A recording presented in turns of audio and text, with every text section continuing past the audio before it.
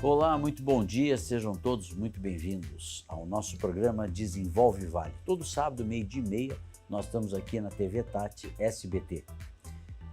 Nosso programa ele sempre tem uma preocupação em trazer bons conteúdos, né?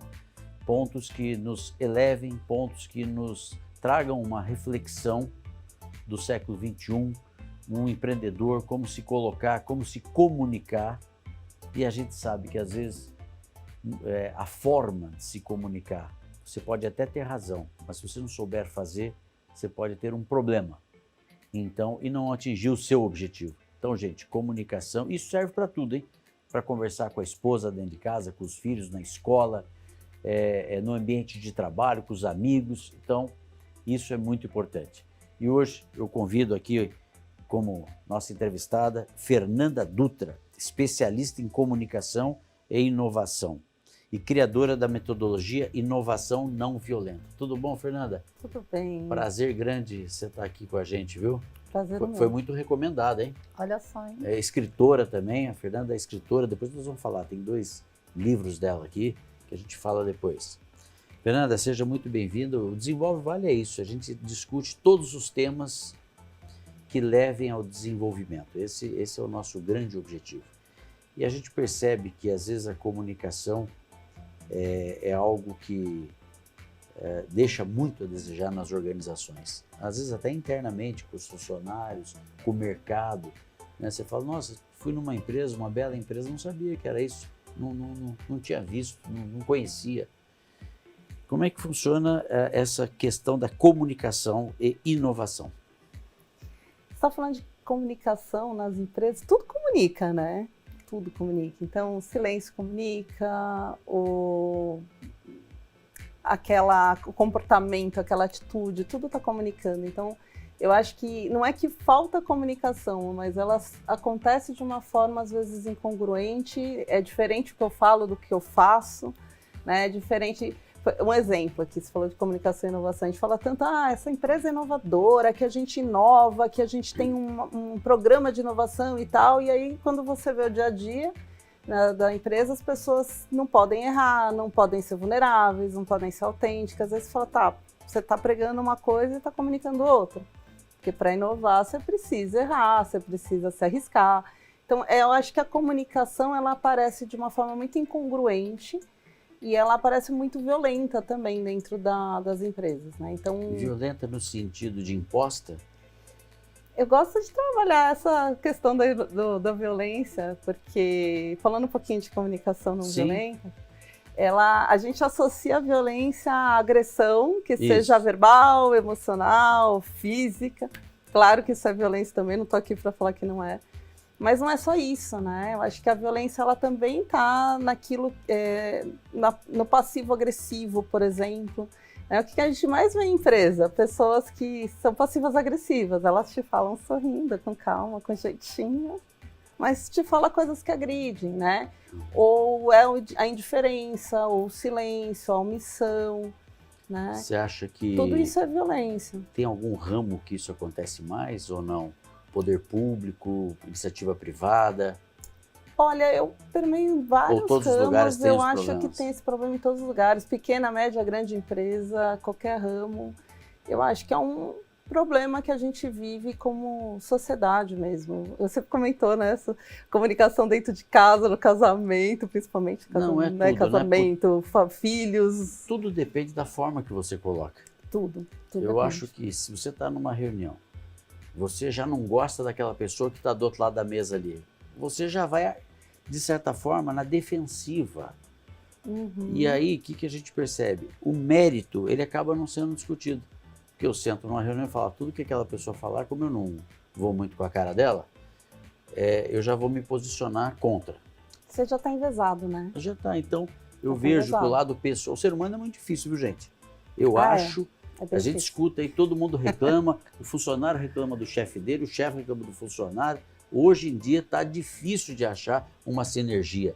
Eu não sei se as pessoas estão cansadas ou estão um pouco desmotivadas, mas eu acho que essa parte de motivação, você trabalha com motivação também, Sim, Fernanda? É um ponto que acho que a gente tem que discutir. tem pessoas que dão a impressão que estão cumprindo sentença para ir trabalhar. Ele vai lá que, nossa, atende mal, e outros não, te atendem muito bem, te acolhem. O que faz essa mudança de... Eu acho que tem uma derivação da comunicação não violenta que... acho que eu vou contextualizar o que é a comunicação não violenta para chegar nisso. Certo. É a derivação que eu entendo, te respondendo, em criar cultura de segurança psicológica dentro das empresas. Mas acho que para as pessoas acompanharem o raciocínio, né? A comunicação não violenta, ela foi sistematizada pelo Marshall Rosenberg. Ele bebeu muito da fonte do Carl Rogers, que tinha uma visão humanista. E o nome não violência vem do movimento do Gandhi, da não violência. Certo.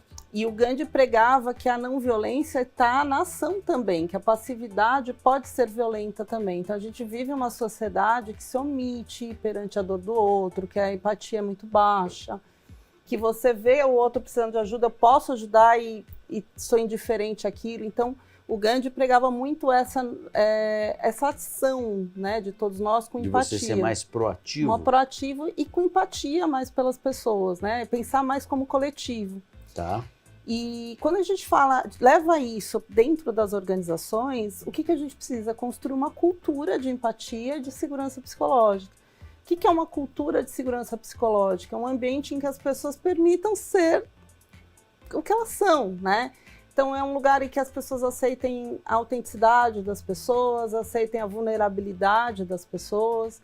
Um ambiente que eu posso chegar para você e falar, Kiko, eu não sei fazer isso, você pode me ajudar? Você não usa isso contra mim. Eu posso inovar porque eu estou tentando coisas novas, fazendo coisas novas. Quem tenta coisas novas erra. É um jeito mais sincero, né, Fernanda? É um jeito em que a gente aceita a confiança que o talvez erro... esteja mais... Confiança super importante. Porque eu acho que hoje o nosso país, ele é talvez aí um dos com maiores índices de desconfiança. Uhum. Você vai vender um imóvel, você vai vender um carro, é assinatura com firma reconhecida, por autenticidade. Ou seja, é um país que dá a impressão que ninguém confia em ninguém. Isso trava processo, isso atrasa, isso gera um ambiente muito ruim, né? Sim, sim. Então, como que a gente cria esse ambiente de confiança, né? Essa é que é uma questão. Você acha que o Brasil é líder nisso mesmo, de desconfiança, ou isso é meio do ser humano? Eu não tenho esse dado, eu acho que tem uma questão do ser humano mesmo. Eu não sei dizer se o Brasil é líder. Eu sei que o Brasil, a gente realmente tem essa dor, assim, as pessoas não confiam, até porque tem muitos golpes mesmo, né? E quando a gente leva isso dentro da organização, a gente pensa, tá, mas eu tô dentro de uma organização, por que esse ambiente não é seguro? Porque eu não posso confiar em quem trabalha comigo 9 horas por dia, 10 horas por dia. Acha que vai puxar o tapete, etc. Né? Deixa eu falar, Fernanda, nós aqui temos um intervalo comercial. Tá bom. O nosso assunto aqui é empolgante, mas nós vamos para um breve intervalo comercial e voltamos em seguida.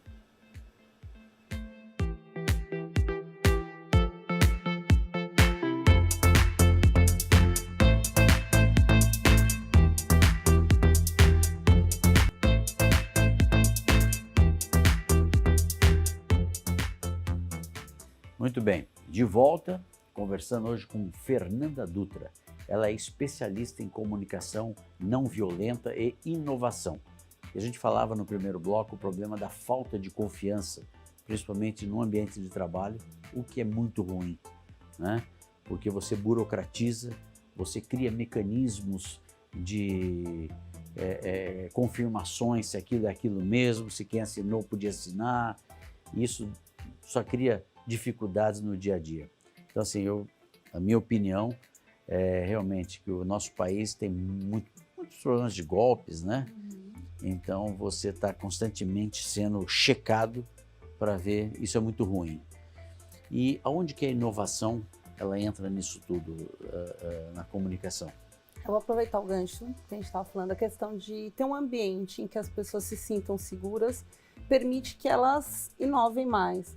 Eu estou há 20 anos trabalhando com comunicação e inovação. Você chega dentro das empresas, as pessoas estão assim afoitas. A gente precisa ter a cultura de inovação, vamos fazer, tem que acontecer. Claro, é importante porque é a inovação que vai fazer as empresas terem mesmo um espaço dentro do mercado, conseguir se destacar. Só que inovação tem umas questões interessantes, né? Porque como você consegue inovar se o ambiente que você está não te permite isso? Certo.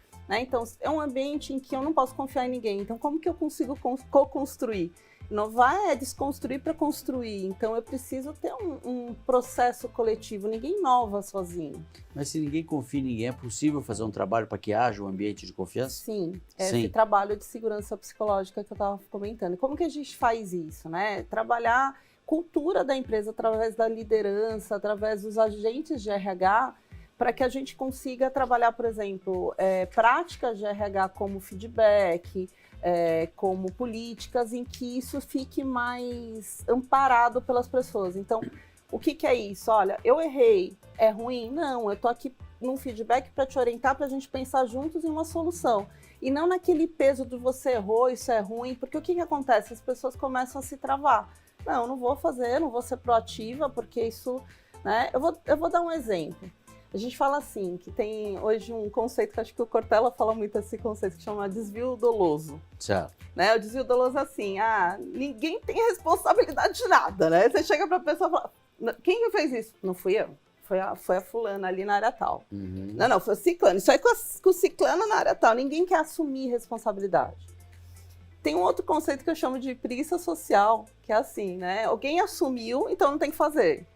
Sabe aquele trabalho de faculdade? Fica 10 pessoas no trabalho, 8 não faz nada, 2 fizeram tudo. Então, alguém fez, né? Então, eu estava lendo uma pesquisa, Fernanda, que se der um incêndio numa empresa, alguma coisa, e isso me chamou muita atenção, apenas 10% vai se preocupar em ajudar, se tem alguém com dificuldade de sair do espaço, se tem alguém machucado, 90% vai sair correndo. Isso. Então, os 10% ou seja, esse proativos. individualismo, mas eu acho que o ser humano é muito individualista, viu? Eu não tenho muita dúvida disso, não. Sim. Acho que nós estamos numa sociedade que o indivíduo, para subir de emprego, assim, ele se preocupa até certo ponto com o seu entorno, mas ele quer ir para frente. Então, mas tem uma questão cultural dos ambientes também. O ambiente afeta. Porque, por exemplo, imagina o seguinte, tem essas pessoas que estão na preguiça social. Quando algo dá errado, o que hoje é uma cultura na maioria das empresas? Eu vou dar eu sou líder, vou dar um feedback para quem errou. Isso. Né? Só que quem errou foi a pessoa que foi proativa. Sabe os 10%? É essa pessoa que errou. Aqueles que não fizeram nada, que toma não atitude. Vai errar. Porque às vezes a pessoa fica a vida inteira trabalhando num lugar onde não gosta e não vem com essa história porque precisa de dinheiro. Aí termina a coisa. É porque não tem coragem de seguir adiante. Pode nascer pobre, pode nascer rico, pode nascer qualquer situação. Sim. Mas tem que ter coragem, tem que fazer o que acredita. Às vezes você tem que largar o conforto e você vê muita gente procurando sombra. Uhum. Eu vejo hoje muita gente escolhendo trabalho, principalmente a juventude. Dá uma dificuldade ali, já quer pedir conta, já quer separar do casamento, já quer... encara. O problema é para encarar. Então, mas eu acho que tem um fator da cultura que você está criando. O que é a nossa ação para mudar isso nas empresas? Eu posso... Se eu dou feedback para aquele que deu a cara para bater, né? E aí o que acontece? Aquele que não fez nada, quando você vai falar, não fui eu, vai para o desvio doloso. E aí você dá o feedback para quem foi proativo. Esse que foi proativo, o que não vai ser da próxima vez? Não. Então a gente cria uma normose, entendeu? Então o ponto é, quando você cria um ambiente, uma cultura de inovação, de segurança psicológica, você fala assim, ok, essa pessoa que errou, ela pode ser orientada para a gente pensar juntos em outro caminho.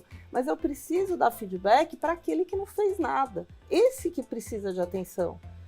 Então a gente começa a mudar um pouco esse modelo mental dentro das organizações, porque assim, é verdade que as pessoas têm essa tendência, sim, mas o ambiente corporativo, ele pode levar as pessoas a terem mais essa tendência do que o normal. Tá perfeito. Ou não, você pode estimular pessoas mais proativas, pessoas que não têm medo de errar, pessoas que não têm preocupação de ser vulneráveis, entende?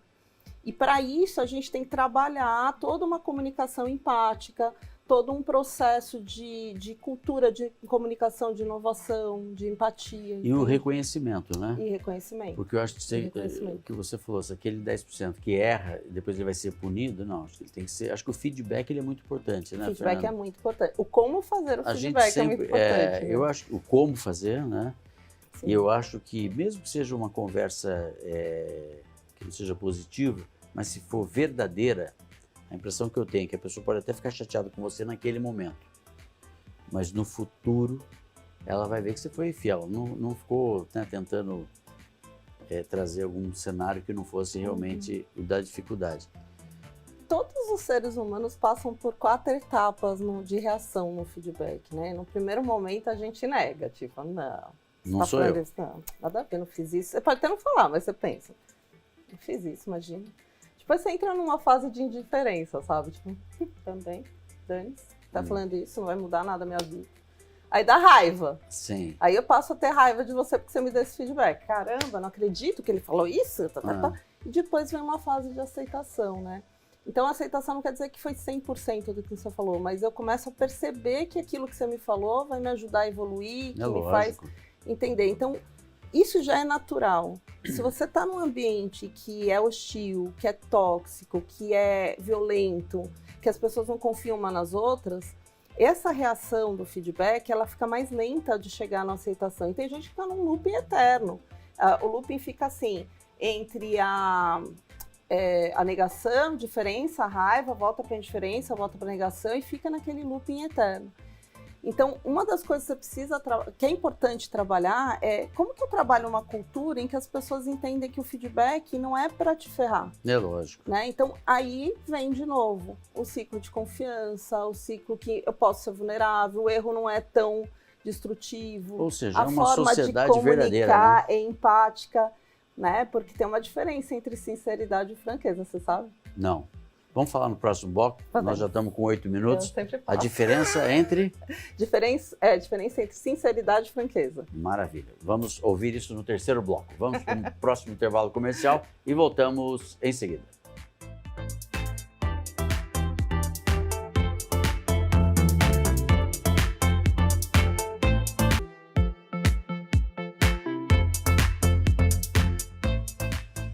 Muito bem, de volta. Então hoje conversando aqui com um especialista em comunicação não violenta, entre outros temas aí bem amplos sobre a comunicação, tanto na empresa, na família, etc. E no último bloco a gente terminou com uma pergunta: qual é a diferença entre sinceridade e franqueza? Fernanda, está com a palavra. Diferença de sinceridade e franqueza, né? Se você pegar franqueza, vem de franco-atiradores. Ah, é? Então atira, fala a verdade, doa quem doer.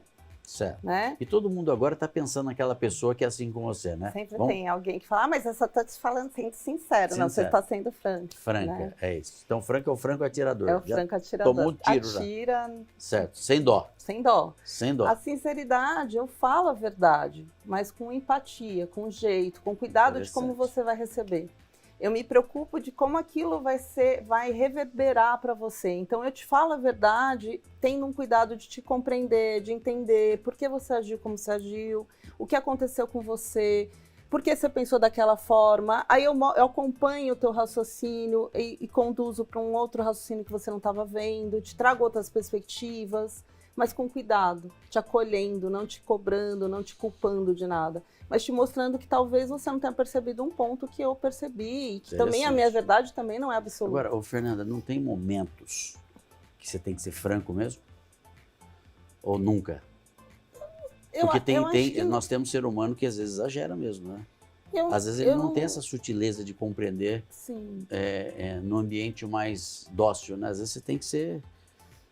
o sem noção que a gente fala. Mas ser sincero... É suficiente?